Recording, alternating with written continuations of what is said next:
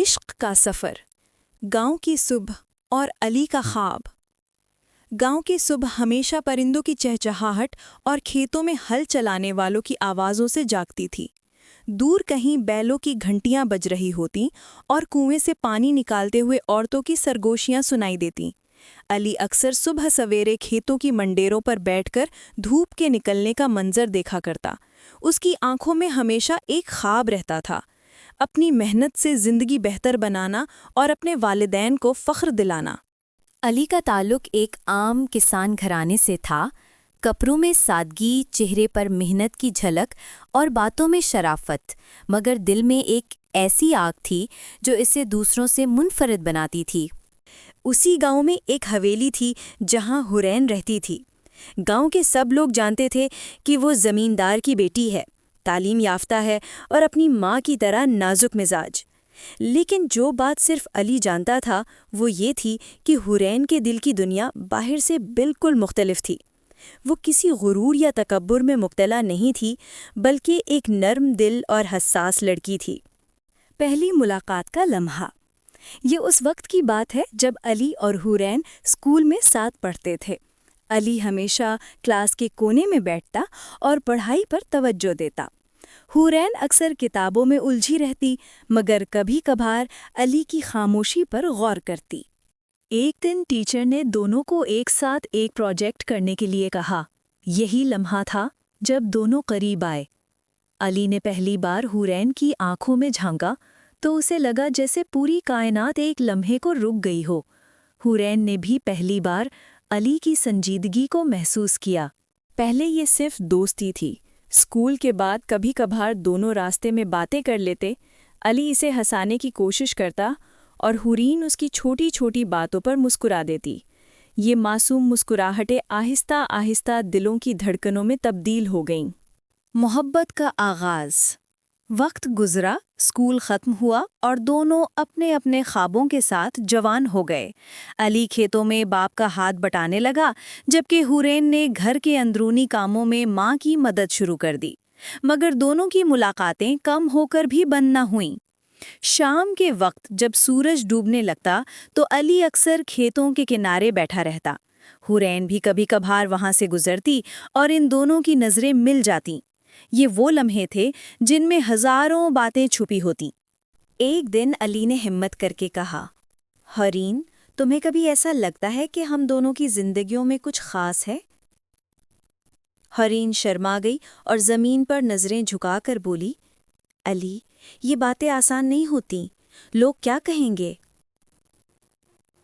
علی نے دھڑکتے دل کے ساتھ جواب دیا، لوگ تو ہمیشہ کچھ نہ کچھ کہتے ہیں، مگر دل کی آواز سب سے سچی ہوتی ہے۔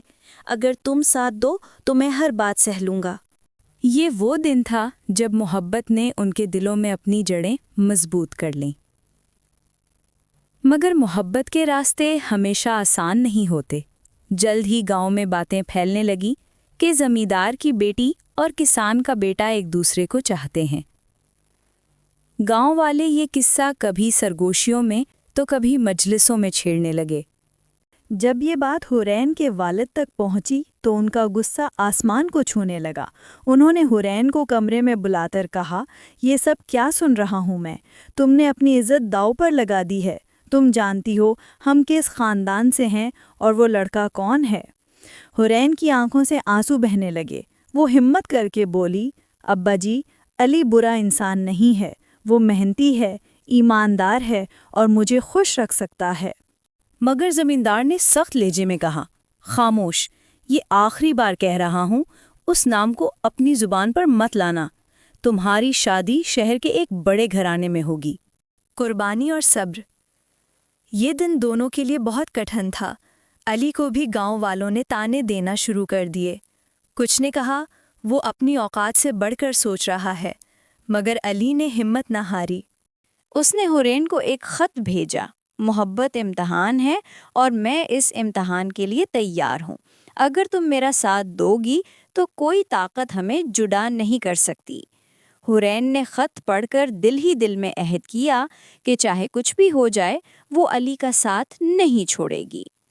گاؤں کے بزرگوں کی کوشش۔ وقت گزرتا گیا، حالات سخت ہوتے گئے، مگر گاؤں کے چند بزرگ جو دونوں کو بچپن سے جانتے تھے آگے بڑھے۔ انہوں نے زمیندار کو سمجھایا، بیٹی کی خوشی سب سے بڑھ کر ہے، اگر دل ایک ہو تو ذات اور حیثیت کی دیواریں کوئی معنی نہیں رکھتیں۔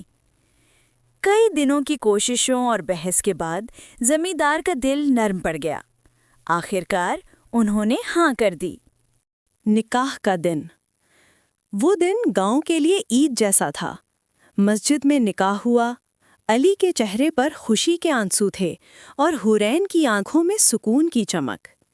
گاؤں کی گلیاں روشنیوں سے جگمگا رہی تھیں، بچے خوشی سے کھیل رہے تھے اور بزرگ دعائیں دے رہے تھے۔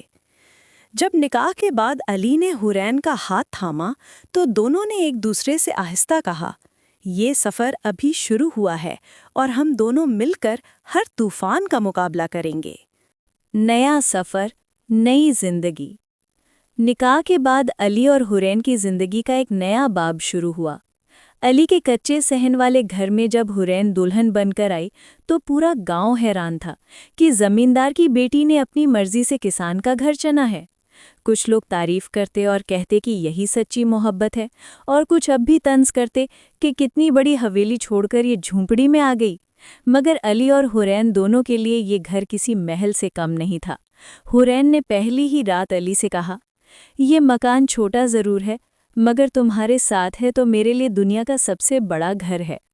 علی کی آنکھوں میں آنسو آ گئے اور اس نے حورین کا ہاتھ چوم کر کہا، میں وعدہ کرتا ہوں کہ ایک دن تمہارے لیے ایسا گھر بناؤں گا جہاں لوگ آ کر رشک کریں گے۔ زندگی کی حقیقتیں۔ وقت گزرا، شادی کے بعد کے دن خوشیوں سے بھرے ہوئے تھے، مگر زندگی ہمیشہ پھولوں کی سیج نہیں ہوتی۔ علی صبح سویرے کھیتوں میں کام کرنے نکل جاتا۔ دھوپ، بارش، سردی، کچھ بھی اسے محنت سے نہیں روک سکتا تھا۔ دوسری طرف حورین بھی اب کسان کی بہو کی طرح ذمہ داریاں نبھانے لگی۔ پانی بھرنا، کھانا پکانا، جانوروں کو چارہ ڈالنا، یہ سب اس نے اپنے نرم ہاتھوں سے سیکھ لیا۔ اکثر شام کو جب علی تھکا ہارا واپس آتا تو حورین اس کے لیے لسی اور روٹی رکھتی اور مسکرا کر کہتی، آج بھی تم نے میرا وعدہ نبھایا، محنت کی، یہ گھر تمہارے پسینے سے چلتا ہے اور یہی میری خوشی ہے۔ لوگوں کے تانے اور حوصلہ۔ گاؤں کے کچھ لوگ اب بھی حورین کو دیکھ کر باتیں بناتے۔ کوئی کہتا، دیکھو زمیندار کی بیٹی کنویں سے پانی بھر رہی ہے۔ کوئی طنز کرتا، کتنی بے وقوف ہے، بڑی زندگی چھوڑ کر یہ مصیبت خریدی۔ لیکن حورین ان باتوں کی پرواہ نہ کرتی۔ وہ دل ہی دل میں سوچتی، محبت میں سب کچھ قبول ہے، یہ چھوٹے تانے ہماری محبت کے سامنے کچھ بھی نہیں۔ پہلی آزمائش۔ کچھ مہینوں بعد بارشیں وقت پر نہ ہوئیں، کھیت سوکھ پڑے، فصلیں برباد ہو گئیں۔ علی کے گھر کے حالات مشکل ہونے لگے، کھانے پینے کی تنگی ہو گئی اور قرض بڑھنے لگا۔ ایسے وقت میں بہت سے لوگ یہ امید کر رہے تھے کہ حورین پچھتائے گی۔ مگر ایک رات جب علی پریشان بیٹھا تھا تو حورین نے اس کا ہاتھ پکڑ کر کہا، علی کیا تم نے نہیں کہا تھا کہ محبت صبر کا نام ہے؟ تو پھر یہ وقت بھی گزر جائے گا۔ بھوک ہمیں ہرا نہیں سکتی کیونکہ ہمارا دل ایک ہے۔ یہ الفاظ علی کے لیے حوصلے کی ڈھال بن گئے۔ خوشخبری۔ وقت کے سخت دنوں کے بیچ ایک دن حورین نے خوشخبری سنائی کہ وہ ماں بننے والی ہے۔ یہ سن کر علی کے دل کی دنیا بدل گئی۔ اس نے سجدے میں گر کر شکر ادا کیا۔ علی کہنے لگا، یہ میرا سب سے قیمتی خزانہ ہے، چاہے دنیا کچھ بھی کہے، یہ بچہ ہماری محبت کی پہچان ہوگا۔ گاؤں کی تبدیلی۔ جب ان کے بیٹے کی پیدائش ہوئی تو گاؤں کے لوگ بھی بدلنے لگے۔ اب وہی لوگ جو پہلے طنز کرتے تھے آ کر دعائیں دینے لگے۔ سب نے دیکھا کہ حورین نے زمیندار کی بیٹی ہونے کے باوجود کسان کی زندگی کو قبول کیا اور اپنی محبت کو قربانی سے ثابت کر دیا۔ وقت کے ساتھ علی کی کامیابی رنگ لانے لگی۔ اس نے کھیتوں میں نئی تکنیکیں استعمال کی، محنت بڑھائی اور قرض اتارنے لگا۔ कुछ सालों में वो गांव के कामयाब किसानों में शुमार होने लगा। एक दिन हुरैन के वालिद भी मिलने आए। उन्होंने अपने नवासे को गोद में लिया और कहा, बेटी, आज मानता हूं कि तुम्हारा फैसला दुरुस्त था। अली ने साबित कर दिया कि असल अज़मत दौलत में नहीं, किरदार में है। मोहब्बत का अंजाम। सालों बाद जब अली और हुरैन की जिंदगी सुकून से भर गई तो एक शाम खेतों के किनारे बैठे दोनों ने अपनी जवानी याद की। अली ने आसमान की तरफ देखकर कहा, देखो हुरैन, वो ख्वाब जो हमने बारिश के दिनों में खेतों के किनारे देखा था, आज हकीकत बन गया। हुरैन ने मुस्कुराकर कहा, हाँ अली, और ये सब इसलिए हुआ क्योंकि हमने मोहब्बत को सब्र और कुर्बानी से निभाया। दोनों की नज़रें एक दूसरे में गुम हो गई। सूरज गुरूब हो रहा था, हवा में खुशबू थी और इनकी कहानी आने वाली नस्लों के लिए एक मिसाल बन चुकी थी। कहानी का सबक। मोहब्बत सिर्फ दिल की बात नहीं बल्कि एक जिम्मेदारी है। अगर दिल सच्चे हों तो गुर्बत, मुश्किलें और दुनिया की बातें भी हरा नहीं सकती। मोहब्बत कुर्बानी, सब्र और भरोसे का नाम है। बेहतरीन उर्दू कहानियाँ और नॉवल देखने के लिए हमारे चैनल को सब्सक्राइब करें और घंटी का बटन दबा दें ताकि हमारी हर आने वाली नई वीडियो पहले आप तक पहुँचे। शुक्रिया।